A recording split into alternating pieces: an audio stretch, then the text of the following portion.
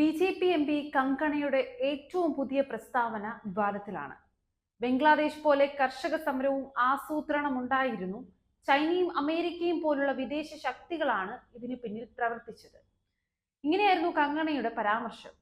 എന്തുകൊണ്ടാണ് ബി.ജെ.പി. കങ്കണയുടെ ഈ പ്രസ്താവനയിൽ മൗനം പാലിക്കുന്നത്? ഇതൊക്കെ നടക്കുമ്പോൾ എന്തുകൊണ്ടാണ് സർക്കാർ കണ്ണടച്ചത്? എന്തുകൊണ്ടാണ് നരേന്ദ്രമോദി മൗനം പാലിക്കുന്നത്? ഇത് ബി.ജെ.പിയുടെയും സർക്കാരിന്റെയും ഔദ്യോഗിക നിലപാടാണോ? ഇത് കങ്കണയുടെ വ്യക്തിപരമായ അഭിപ്രായമാണോ, അതോ ബി.ജെ.പിയുടെയും സർക്കാരിന്റെയും അഭിപ്രായമാണോ? അമേരിക്കയും ചൈനയും നമ്മുടെ രാജ്യത്തെ അസ്ഥിരപ്പെടുത്തുന്നുവെന്ന് ബി.ജെ.പിയും സർക്കാരും വിശ്വസിക്കുന്നുണ്ടോ? നമ്മുടെ രാജ്യത്തിന്റെ ആഭ്യന്തര കാര്യങ്ങളിൽ വിദേശ ശക്തികൾ ഇടപെടുന്നതായി മോദി സർക്കാരിന് തോന്നുന്നുണ്ടെങ്കിൽ അതിനെതിരെ എന്ത് നടപടികളാണ് സ്വീകരിക്കുന്നത്? ബി.ജെ.പി. നേതാക്കൾ കർഷകരെ വളരെയധികം അധിക്ഷേപിച്ചിട്ടുണ്ട്. ഇപ്പോൾ അവരുടെ എംപിമാരും കർഷകരെ കൊലയാളികളെന്നും ബലാത്സംഗികളെന്നും വിളിക്കുന്നു. ഇതിനുള്ള ഉത്തരം ഹരിയാന കുറച്ചു ദിവസത്തിനുള്ളിൽ നൽകും. എന്നാൽ ദേശീയ സുരക്ഷയെ പറ്റിയുള്ള ചോദ്യങ്ങൾ ഉയർന്നിട്ടുണ്ട്. അതുകൊണ്ട് ബി.ജെ.പിയും സർക്കാരും ഉത്തരം പറയേണ്ടി വരും.